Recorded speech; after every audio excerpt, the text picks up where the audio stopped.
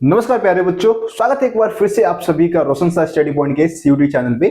और आज की इस वीडियो में हम करने वाले हैं जो हमारा हिस्ट्री का जो चैप्टर नंबर 3 है, जिसका नाम है बंधुत्व, जाति तथा वर्ग। इस चैप्टर से 50 एमसीक्यू क्वेश्चन रहेगा आज की इस वीडियो में। इससे पहले के जो 2 चैप्टर है उसकी वीडियो मैं ऑलरेडी अपलोड कर चुका हूं। प्लेलिस्ट अलग से बना दूंगा, सारी वीडियो आपको उसी प्लेलिस्ट में देखने को मिल जाएगा। तो अब हम चलते हैं अपनी पीपीटी में और सभी क्वेश्चंस को एक एक करके देखते हैं, समझते हैं, उसको सॉल्व करते हैं। चलिए जी, तो ये हमारा चैप्टर है बंधुत्व, जाति तथा वर्ग। हाँ, यहाँ पे आप पहला क्वेश्चन देख सकते हैं। पहला क्वेश्चन क्या है हमारा? पहला क्वेश्चन है कि निम्नलिखित वर्गों में से कौन सा वर्ग एक 4 वर्गों के ब्राह्मणीय नियम निर्धारण में नहीं आता है।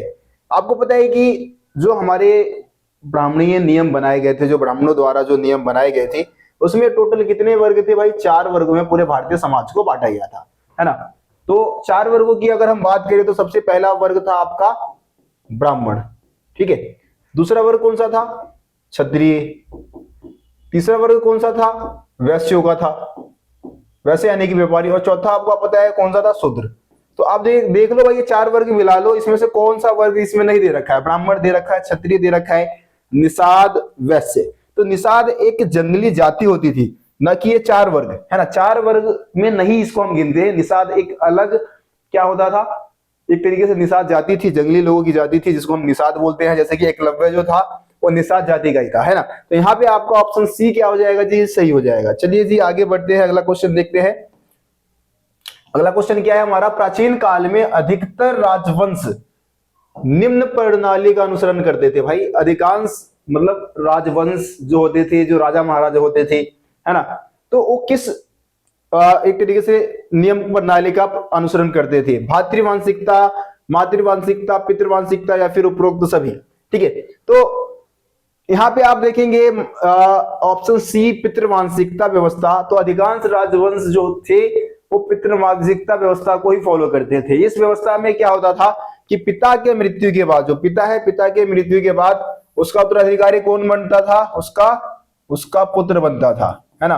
पुत्र के बाद पौत्र, पौत्र के बाद परपौत्र। इस तरीके से वंश परंपरा चलती थी पितृवांशिकता व्यवस्था में। तो अधिकांश राजवंश किस प्रणाली को फॉलो करते थे भाई?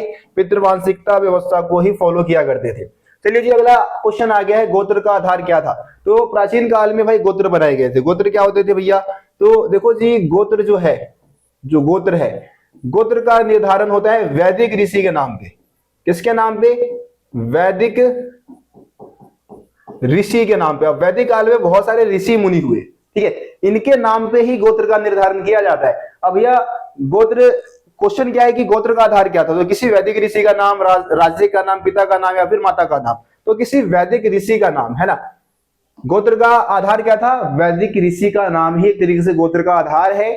इसी के आधार पे गोत्र का निर्धारण होता है। जैसे कि अगर कोई व्यक्ति वशिष्ठ गोत्र को मानता है तो वो किस ऋषि का वंशज हो जाएगा?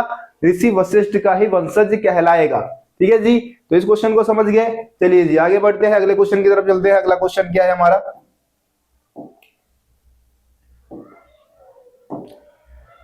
बहुपति प्रथा प्रचलित थी। बहुपति प्रथा, बहुपति प्रथा में क्या होता था? बहुपति मतलब कि एक ही स्त्री के बहुपति। हाँ, एक ही स्त्री के क्या है? बहुत सारे पति है, उसको हम क्या बोलेंगे? बहुपति प्रथा बोलेंगे। तो बहुपति प्रथा किसमें प्रचलित था भाई? सातवाहनों में, कौरवों में, पांडवों में या फिर उपरोक्त सभी? तो देखिए बहुपति प्रथा का एक ही एग्जाम्पल आपको मिलता है, द्रौपदी। जो द्रौपदी जो थी उसके 5 पति थे। और कौन से वंश से थे भाई? ये सब पांडव से थे, है ना, पांडव थे सारे, ठीक है जी। तो पांडव आपका क्या हो जाएगा? यहाँ पे सही आंसर हो जाएगा जी। चलिए जी आगे बढ़ते हैं, अगला क्वेश्चन देखते हैं। जाति व्यवस्था में सबसे निचला दर्जा प्रदान था। जाति व्यवस्था में सबसे निचला दर्जा किससे प्रदान था भाई? इनमें से सबसे निचला वैश्यों को, क्षत्रियों को, अस्पृश्यों को, इनमें से कोई नहीं। तो ऑप्शन सी है वैश्यों को, है ना जी। वैश्यों को जाति व्यवस्था में सबसे निचला, वैश्य कह रहा हूं, माफी चाहूंगा, अस्पृश्यों को, ठीक है जी। अस्पृश्य को जाति व्यवस्था में सबसे निचला दर्जा प्रदान था। जैसे कि आप लोग चांडालों के बारे में पढ़े हैं, है ना जी। चांडाल, आपको पता है कि चांडालों की स्थिति ऐसी थी कि ये दिन के समय भी अगर गांव नगर में आते थे तो उनको करताल पीट के आना होता था। रात के समय तो बैन था भाई, ये नगरों में गांव में चल फिर नहीं सकते थे। ऐसी इनकी स्थिति थी अस्पृश्यों की, चांडालों की, है ना। जाति व्यवस्था में सबसे निचला दर्जा अस्पृश्यों को प्राप्त था। ये हमारा हो जाएगा सही आंसर। अगला क्वेश्चन देखते हैं। अगला क्वेश्चन क्या है? अगला क्वेश्चन है, शास्त्रों के अनुसार केवल निम्न जाति के लोग ही राजा हो सकते थे। तो शास्त्रों में नियम था कि भाई राजा केवल एक ही वर्ग का होगा, वह क्षत्रिय वर्ग का, है ना। और कोई व्यक्ति, मतलब दूसरे वर्ग का व्यक्ति राजा नहीं बन सकता था। ये शास्त्रों में ऐसा लिखा गया था, लेकिन हमेशा इस रूल को फॉलो नहीं किया जाता था। कई राजा आपको पता है कि निम्न वर्ग से थे, कुछ ब्राह्मण भी राजा थे, कुछ विदेशी जो हुए वो भी भारत में आके राजा बन गए। तो ये पूरी तरीके से मतलब ऐसे सही सिद्ध नहीं होता है, लेकिन शास्त्रों में ही लिखा गया था कि राजा जो होगा वो केवल क्षत्रिय वर्ग का ही होगा। ठीक है जी, चलिए आगे बढ़ते हैं, अगले क्वेश्चन की तरफ चलते हैं। अगला क्वेश्चन क्या है हमारा? अगला क्वेश्चन है कि निम्न शासक अंतर्विवाह पद्धति का पालन करते थे। अब ये अंतर्विवाह पद्धति क्या होता है? अंतर्विवाह पद्धति से आप लोग क्या समझते हैं? तो देखिए, अंतर्विवाह पद्धति में क्या होता है कि गोत्र के अंदर विवाह संबंध बनाए जाते हैं। किसके अंदर जी?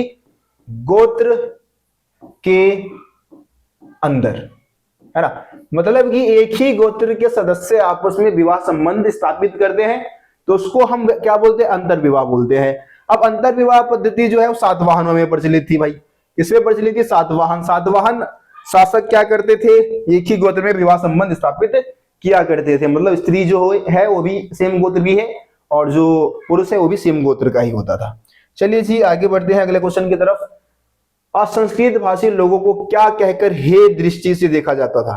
असंस्कृत भाषी यानी कि जिसको संस्कृत भाषा बोलने नहीं आता है, उसको क्या कहकर हे दृष्टि से देखा जाता था? हे मतलब कि गंदी दृष्टि से, कि भाई इनको कुछ नहीं आता, बेवकूफ गवार है ये, है ना, असभ्य है ये, ऐसा कुछ। तो उनको कहा जाता था मलेच्छ। क्या कहा जाता था? मलेच्छ। ठीक है, तो मलेच्छ कह के उनको हे दृष्टि से देखा जाता था। देखो यहाँ पे कर्णवेग शब्द दे रखा है, कर्णवेग वंश का नाम है। वणिक, वणिक वैसे आई थिंक व्यापारी को वणिक बोला जाता है। निषाद आपको पता है जंगली, जंगली जाति को निषाद कहा जाता है। ठीक है, जंगली लोगों को निषाद कहा जाता है। तो यहाँ पे मलेच्छ आपका क्या हो जाएगा जी? सही आंसर हो जाएगा। चलो जी अगले क्वेश्चन की तरफ चलते हैं। अगला क्वेश्चन क्या है हमारा? मृच्छकटिकम नामक नाटक के लेखक कौन है? मृच्छकटिकम जो नाटक है उसको किसने लिखा है? किसने लिखा है मृच्छकटिकम नाटक को? तो मृच्छकटिकम को लिखा है शूद्रक ने। ठीक है, किसने लिखा है? शूद्रक ने लिखा है। इसमें चारुदत्त आई थिंक जो है उसको वो नायक है इस नाटक में। ठीक है जी, तो मृच्छकटिकम को शूद्रक ने लिखा है। आगे बढ़ते हैं। द्युत क्रीड़ा, द्युत क्रीड़ा यानी कि जुआ में द्रौपदी को हारने वाला पांडव कौन था? अब आप सभी को पता है कि भाई पांडवों का जो सबसे बड़ा जो पांडव था वो था युधिष्ठिर, है ना। युधिष्ठिर था, तो युधिष्ठिर ही सारे फैसले लेता था, यानी कि द्रौपदी को जुआ में हारने वाला भी कौन रहा होगा? युधिष्ठिर रहा होगा। ठीक है जी, सबसे बड़ा पुत्र था, सबसे बड़ा पांडव था ही, मतलब पांडवों में सबसे बड़ा भाई यही था ना, युधिष्ठिर ही था। तो युधिष्ठिर आपका ऑप्शन बी क्या हो जाएगा यहाँ पे? सही हो जाएगा। चलिए जी अगला क्वेश्चन देखते हैं। अगला क्वेश्चन क्या है हमारा? एक सेकेंड आ जाओ भाई। अगला क्वेश्चन, युधिष्ठिर तथा उसके भाइयों को क्या कहा जाता था? जो युधिष्ठिर जो था और उसके सारे भाई थे उनको क्या कहा जाता था? क्या कहते थे उनको? तो उनको कहा जाता था युधिष्ठिर और उसके जो चार भाई और थे, यानी कि टोटल कितने हो गए जी? 5 हो गए। उसको हम क्या बोलते हैं? पांडव बोलते हैं। ठीक है, पांडव को टोटल कितने थे? 5 थे। पांडव टोटल कितने थे जी? 5 थे। ठीक है, युधिष्ठिर हो गया, अर्जुन हो गया, भीम हो गया, नकुल और सहदेव, ये 5 थे टोटल। ठीक है जी, चलो जी आगे बढ़ते हैं। मनुस्मृति में माता पिता की मृत्यु के बाद संपत्ति पे विशेष भाग का अधिकारी था। अगर मनुस्मृति में इस संपत्ति पे अधिकार के भाई नियम वगैरह लिखे हुए मिले हैं, तो माता पिता की मृत्यु के बाद संपत्ति का विशेष भाग का भागीदारी किसे माना जाता था? तो सबसे ज्येष्ठ पुत्र को, है ना। सबसे ज्येष्ठ पुत्र, जो सबसे बड़ा पुत्र होता था, यानी कि ज्येष्ठ पुत्र को विशेष भाग का भागीदारी माना जाता था। इस हिसाब से आपका ऑप्शन डी क्या हो जाएगा जी? सही हो जाएगा, है ना। चलिए जी आगे बढ़ते हैं, अगले क्वेश्चन की तरफ चलते हैं। प्राचीन काल में निम्न महिला के संपत्ति पर अधिकार होने का उदाहरण मिलता है। भाई इसमें से कौन सी ऐसी महिला थी जिसका संपत्ति पे अधिकार था? क्योंकि संपत्ति पर अधिकार रखने का तो हक भाई केवल पुरुषों को ही था, लेकिन एक महिला थी जिसका हक था, मतलब जिसने हक जता रखा था संपत्ति पे। तो कौन है वो? प्रभावती गुप्त है वो। प्रभावती गुप्त के बारे में पिछली वीडियो में भी मैंने आपको बताया था। आप लोग कमेंट में बताएंगे कि प्रभावती गुप्त किसकी पुत्री थी, है ना। उस राजा का नाम बताओगे जिसकी पुत्री थी प्रभावती गुप्त। चलिए जी आगे बढ़ते हैं, अगला क्वेश्चन देखते हैं। अगला क्वेश्चन क्या है, महाभारत का सबसे महत्वपूर्ण उपदेशात्मक कौन सा अंश है? उपदेशात्मक अंश आप लोग समझते हैं, उपदेशात्मक अंश उसे कहा जाता है जिसमें क्या लिखे होते हैं भाई? उपदेश, है ना जी, उपदेश लिखे होते हैं जिसमें, उसको हम क्या बोलते हैं? उपदेशात्मक अंश बोलते हैं। तो महाभारत का सबसे प्रसिद्ध और महत्वपूर्ण उपदेशात्मक अंश कौन सा है? श्रीमद् भगवत गीता।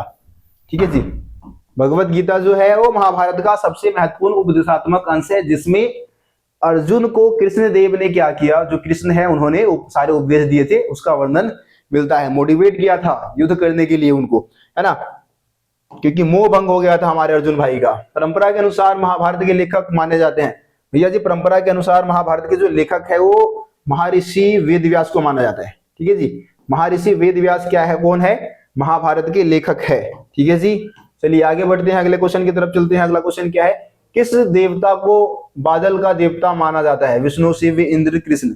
बादल का देवता इसमें से किसे माना जाता है? बादल यानी कि बारिश के देवता, एक तरीके से वर्षा के देवता किसे माना जाता है? तो इंद्र को माना जाता है ना। देवराज इंद्र जो है वर्षा के देवता है, बादलों के देवता है। तो ऑप्शन सी क्या हो जाएगा? सही हो जाएगा। चलो जी अगला क्वेश्चन देखते हैं। अगला क्वेश्चन हमारा आ चुका है, ये रहा, किस शासकों के नाम के साथ माता का नाम जोड़ा होता है? मतलब जोड़ा हुआ था। कौन से राजा ऐसे थे जो कि अपने नाम के आगे अपने माता का नाम जोड़ते थे भाई? तो उस राजाओं का नाम आपको बताना है। तो ये सातवाहन थे। कौन थे? सातवाहन। सातवाहनों ने क्या किया था? अपने नाम के आगे अपने माता का नाम लगाया था। जैसे कि आपको एक एग्जाम्पल मालूम होगा, गौतमी पुत्र श्री सातकनी, है ना। तो यहां पे क्या है जी, गौतमी माता का नाम है, पुत्र श्री सातकनी, इस तरीके से सातकनी राजा का नाम है। तो ये अपने नाम के आगे अपने माता का नाम लगाते थे। सातवाहनों का सबसे शक्तिशाली शासक था गौतमी पुत्र श्री सातकनी। ठीक है जी, अगला क्वेश्चन, किस राजा ने सुदर्शन झील का जीर्णोद्धार करवाया था? मतलब पुनर्निर्माण किसने करवाया था भाई? ये जो सुदर्शन झील है गुजरात में है भाई, सुदर्शन झील, तो इस सुदर्शन झील का पुनर्निर्माण किसने करवाया था? इसके ना तटबंध जो है टूट गए थे, बांध जो था वो टूट गया था, तो इसका पुनर्निर्माण किसी एक राजा ने करवाया था। इसमें से किस राजा ने करवाया था, उसका नाम आपको बताना है। तो चलो जी इस क्वेश्चन का आंसर हम कमेंट में रख लेते हैं। जो भी आंसर आपको है आप लोग मेरे को कमेंट में बताए भाई, जो भी आपको सही आंसर लगता है कमेंट में बताइए। आसान है, बहुत ही ज्यादा आसान क्वेश्चन था। हिडिंबा राक्षसनी का विवाह किससे हुआ था? देखो जी, हिडिंबा एक राक्षसनी थी, है ना, और इसका विवाह जो है वो भीम से हुआ था। किसके साथ हुआ था? भीम के साथ। और इनका एक पुत्र भी हुआ था। भीम और हिडिंबा के द्वारा जो पुत्र हुआ था उसका नाम था घटोत्कच। ठीक है जी, याद रहेगा। तो हिडिंबा के बारे में ये चीज जरूर याद रखना आप लोग। चलो जी आगे बढ़ते हैं अगले क्वेश्चन की तरफ। उपनिषदों की कुल संख्या कितनी है? उपनिषद भाई कितने हैं? तो उपनिषद टोटल है 108। ठीक है जी, उपनिषद क्या है, उपनिषदों की संख्या कितनी है? 108 है ना। ये भी एक तरीके से धार्मिक ग्रंथ में ही आ जाता है। जो उपनिषद है, वेद है, पुराण है, ये सब भारत के धार्मिक ग्रंथों में ही गिना जाता है ना। बच्चे पूछेंगे भैया उपनिषद होते क्या है, तो धार्मिक ग्रंथ में ही आ जाएगा, ये हिंदू धर्म के धार्मिक ग्रंथ में 108 है भाई टोटल। ठीक है जी, चलो जी आगे बढ़ते हैं, अगला क्वेश्चन देखते हैं। अगला क्वेश्चन क्या है, निम्नलिखित में से कौन मध्य एशिया के मूल निवासी थे? इनमें से मध्य एशिया के मूल निवासी कौन थे?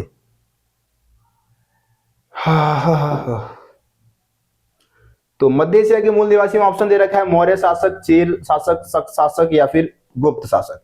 तो देखो जी, ये जो शक थे, शक वंश के राजा थे, वो मध्य एशिया से आए थे। कहां से आए थे? मध्य एशिया से आए थे। तो ऑप्शन सी आपका क्या हो जाएगा, इसमें सही हो जाएगा। चलो जी आगे बढ़ते हैं, अगले क्वेश्चन की तरफ चलते हैं। अगला क्वेश्चन क्या है, किस शासक की महारानियां अपने पिता के गोत्र को ही जारी रखती थी? मतलब कौन सी ऐसी रानी थी जो कि अपने मतलब शादी के बावजूद भी ना अपने नाम के आगे अपने पिता के गोत्र को ही लगाती थी? अब गोत्र का नियम क्या कहता है?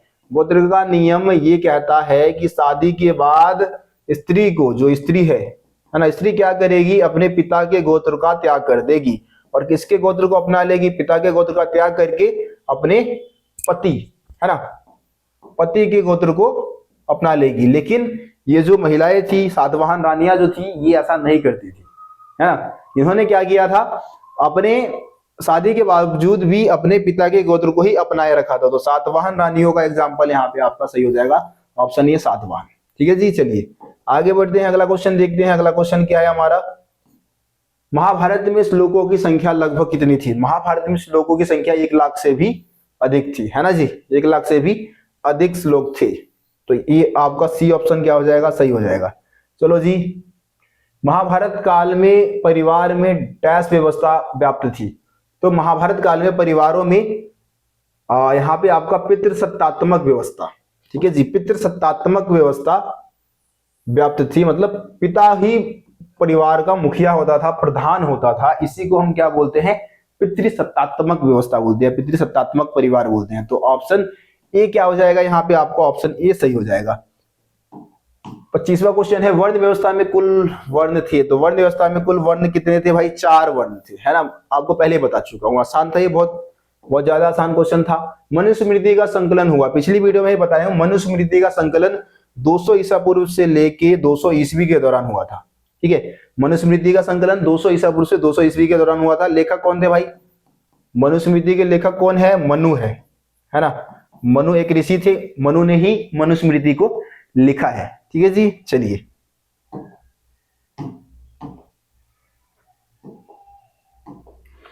वणिक शब्द का प्रयोग हुआ कारीगरों के लिए, किसानों के लिए, व्यापारियों के लिए, सैनिकों के लिए। तो वणिक यानी कि व्यापारी होते हैं, वणिक यानी कि व्यापारी, ऑप्शन सी हो जाएगा सही, वणिक यानी कि व्यापारी, ठीक है जी। जो शूद्रक है, शूद्रक ने अपने नाटक मृच्छकटिकम में वणिक शब्द का प्रयोग किसके लिए किया है, व्यापारियों के लिए किया है, ठीक है जी। आगे आ जाते हैं अगले क्वेश्चन की तरफ।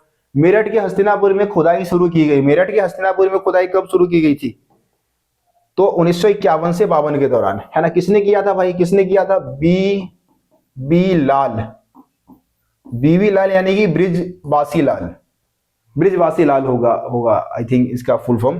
बीवी लाल ने किया था हस्तिनापुर, मेरठ जिले के हस्तिनापुर नामक एक गांव में खनन किया था, और आबादी के 5 स्तर के साक्ष्य इन्होंने प्राप्त किए थे। 5 स्तर, 5 लेयर, अलग अलग लेयर के बारे में इन्होंने जानकारी दिया था, ठीक है जी। चलिए आगे बढ़ते हैं। आख्यान से अभिप्राय है, आख्यान, अब आपको बताइए कि महाभारत की विषय वस्तुओं को 2 भाग में बांटा जाता है, आख्यान और उपदेशात्मक। तो आख्यान उस भाग को कहा जाता है जिसमें कहानियों का संग्रह है, जिसमें कहानियां लिखी गई है, महाभारत की सारी कहानियों को जिसमें संग्रहित किया गया है, उसको हम क्या बोलते हैं, आख्यान बोलते हैं। यानी कि ऑप्शन ए आपका क्या हो जाएगा, सही हो जाएगा। चलो जी, बौद्ध धर्म के पवित्र ग्रंथ है, बौद्ध धर्म के पवित्र ग्रंथ कौन से है भाई, तो बौद्ध धर्म के पवित्र ग्रंथ को हम क्या बोलते हैं, बौद्ध धर्म के पवित्र ग्रंथ को हम बोलते हैं त्रिपिटक, ठीक है। त्रिपिटक का मतलब क्या होता है, 3 टोकरिया, है ना। त्रिपिटक का मतलब क्या होता है, 3 टोकरिया, है ना। अब त्रिपिटक के 3 भाग कौन से है भाई, नाम बता सकते हो आप, चाहे तो कमेंट में बता सकते हो मेरे को, त्रिपिटक कौन से, कितने, मतलब क्या क्या नाम है तीनों पिटक के, तीनों पिटक के नाम आप सभी मेरे को कमेंट में जरूर बताएं, ठीक है जी। चलिए, चरक और श्रुत संहिता का संबंध है, विज्ञान से, गणित से, आयुर्वेद से, पाक शास्त्र से। तो आई थिंक चरक संहिता और श्रुत संहिता आयुर्वेद से है, ठीक है। ये आई थिंक आयुर्वेद से ही संबंधित है। चरक संहिता महर्षि चरक ने लिखा है, और श्रुत संहिता, इन दोनों का संबंध किससे है, आयुर्वेद विज्ञान से है। तो आप सी लगा सकते हैं, ठीक है जी। चलिए आगे बढ़ते हैं, अगला क्वेश्चन देखते हैं। वर्ण व्यवस्था का वर्णन जिस ग्रंथ में किया गया है वह है ऋग्वेद, सामवेद, अथर्ववेद, यजुर्वेद। तो वर्ण व्यवस्था का वर्णन किस में किया गया है भैया, वर्ण व्यवस्था का संबंध मतलब वर्णन किस में किया गया है, ऋग्वेद में, ठीक है जी।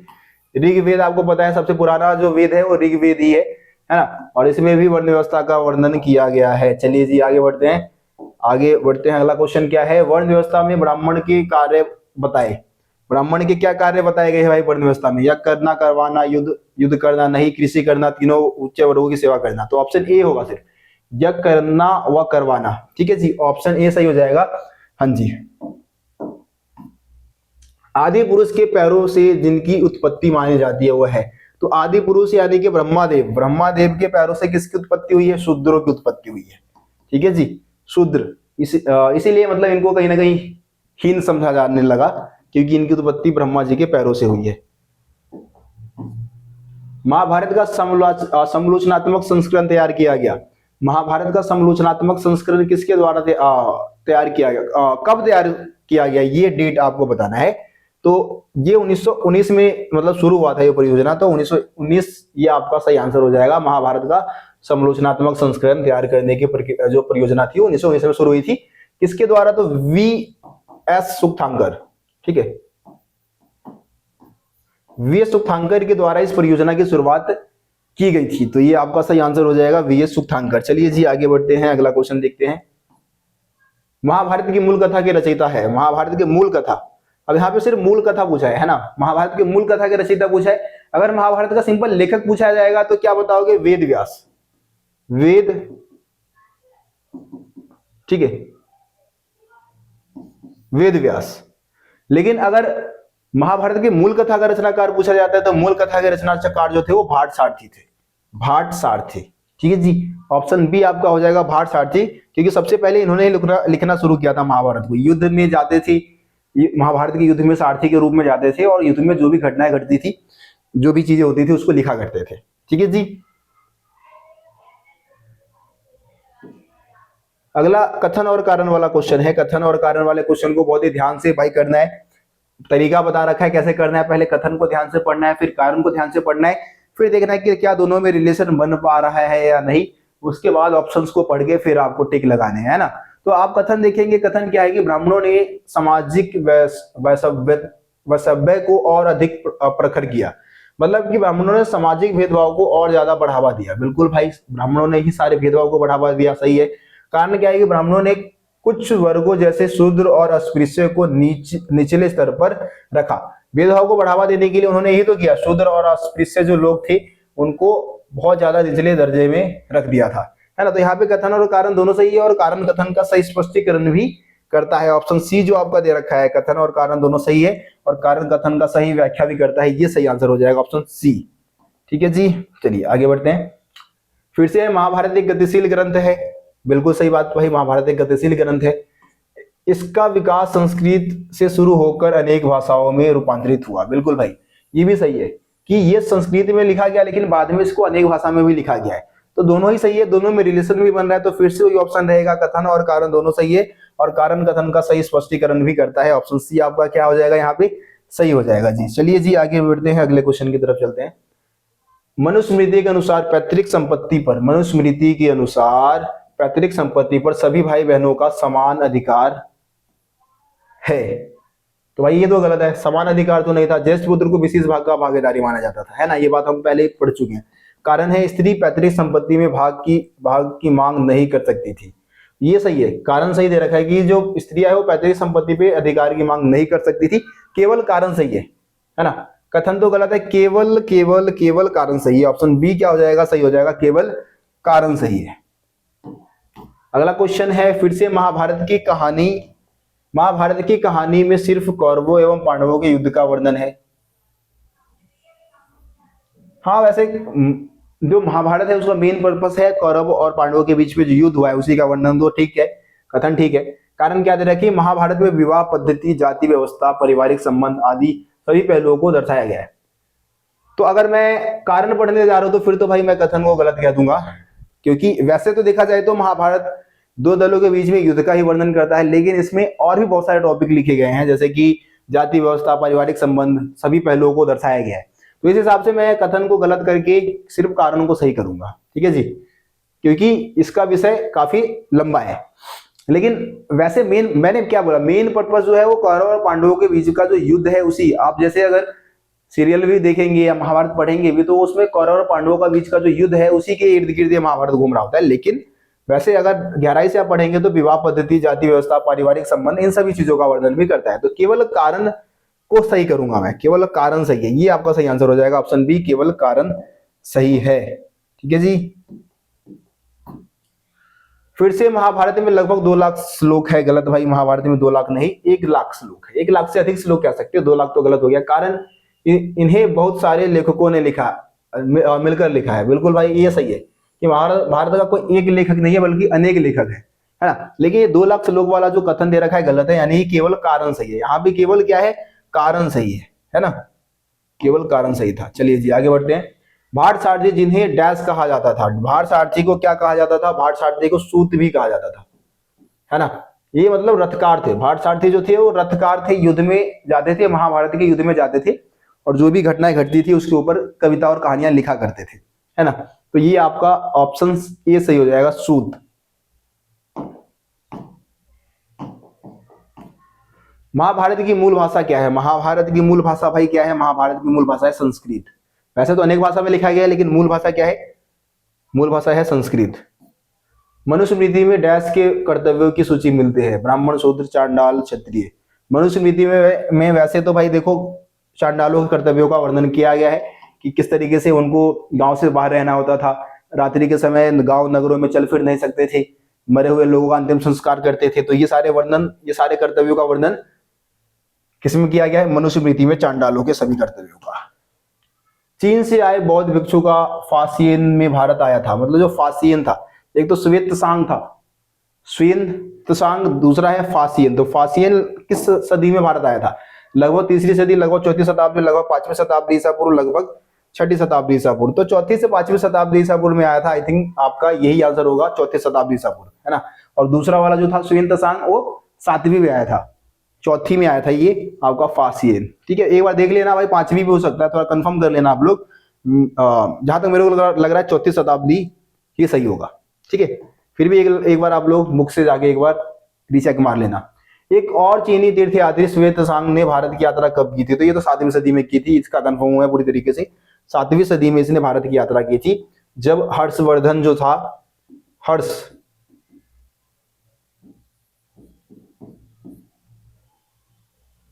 ठीक है, हर्षवर्धन जो था वो भारत का, मतलब उस समय राजा था, भारत का नहीं कह सकते, उत्तर भारत में जो सबसे शक्तिशाली राजा था वो हर्षवर्धन ही था। तो हर्षवर्धन के काल में इसने भारत की यात्रा की थी श्वेत सांग ने। ठीक है जी।